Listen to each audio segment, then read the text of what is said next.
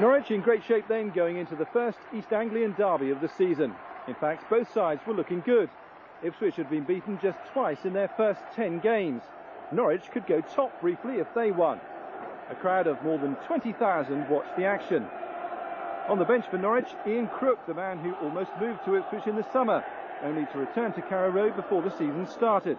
He was sure to attract plenty of attention, even as a substitute. Your match commentator is Tony Jones.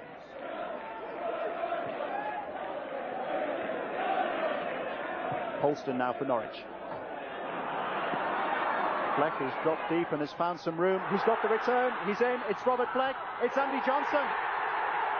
Andy Johnson. Norwich City in front after 19 minutes. Robert Fleck can celebrate too, because between them they pulled the Ipswich Town defence apart. Fleck had dropped deep. He found some room. Johnson found him with the return, and unselfishly he set up Johnson for the goal. Splendid work by Fleck, equally quick thinking by Johnson, and Johnson, he could see, was in the better position to put Norwich City in front.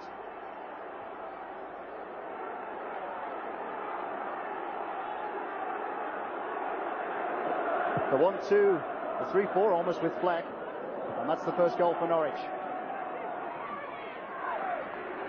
Now Williams, that's a better ball in. Matthew needs to turn, does he? Williams, easy for Gunn. Good throw out by Gunn too. Put a lot of effort into that. And it's O'Neill who's put a lot of effort into the run forward. He's won the free kick. Found himself in a real sandwich then. Keith O'Neill playing with plenty of spark and plenty of life. Bundled Tarico off the ball as Milton came across. Perhaps fortunate to get the free kick. But a good throw out by Brian Gunn. Mauricio Tarico put under some pressure there. Eadie with the free kick. Aimed in. And that's the goal. It's Johnson again. 35 minutes gone. Andy Johnson second and Norwich City second. Difficult free kick to defend against, curling in all the time, and it was Johnson who was up first. Right on his line, Johnson in, strong as ever ahead of Scowcroft. Powerful header by Andy Johnson. Scores so many goals from set pieces. Did it on numerous occasions last season from corners, then he did it from the free kick.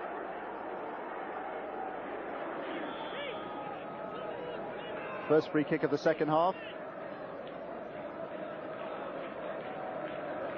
Ipswich really have to get an early goal to make something of this game. Scowcroft with a header. Great effort and a great goal. They're back in it right at the start of the second half, and it's Danny Sonner. 67 seconds into the second half. The free kick from Tarico. Good strong header by Scowcroft, and a super finish there by Danny Sonner. It's Danny Sonner's first appearance in the East Anglian Derby, and he'll certainly remember it. Sonner who'd come forward. Mills to find Eadie. Fleck is alongside him. There's only Fleck in the middle. Steve Sedgley clears the danger. Steve Sedgley wondering then why the Ipswich back line wasn't firm. Another sparkling run though by Darren Eadie, who's shown great pace and great acceleration to test Tarico and Stockwell. Good header, good goal. It's John Polston. The gentlest of touches by John Polston, but it was just enough. And it was just the answer which Norwich City needed. They've been under some pressure, but they've answered it with a goal. Midway through the second half, John Polston's joined one header, and Norwich City 3-1 up. Stockwell had come away off the post, and the merest touch enough to beat Richard Wright.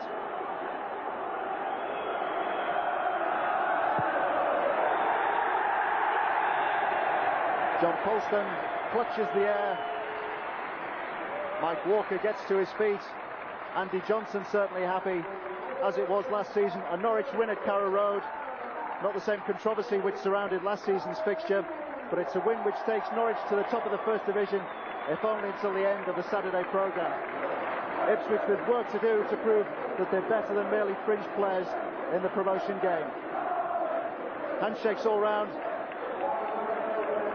Ian Crook meeting up again with the players he might have been joining during the summer. Final score at Carrow Road, Norwich City 3, Ipswich Town 1. So 3 points, all the sweeter of course, bearing in mind the opposition and the fact that Norwich were now top of the First Division.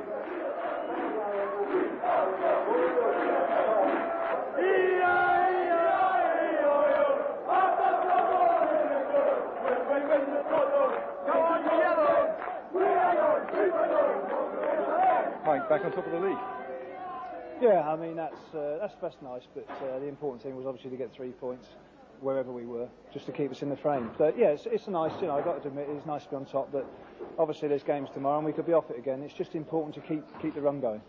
Bar about 10 minutes at the start of the second half, you dominated the match as well. Yeah, I thought so. I thought we were excellent the first time. I thought we played good football. I mean, the first goal, you'll go a long way to beat the actual build-up to that. It was a tremendous goal. And, you know, the old thing, don't concede a goal early, and what do? We go out and concede a goal. And obviously it gave them a lift. We lost it for about 5 to 10 minutes then, but we regained our composure, and I thought we always capable of going on and scoring a lift, which we did, and it was reasonably easy after that. This was how the table looked that Friday evening. Norwich top, although that state of affairs would last less than 24 hours. Bolton would move above them again with a victory the following day.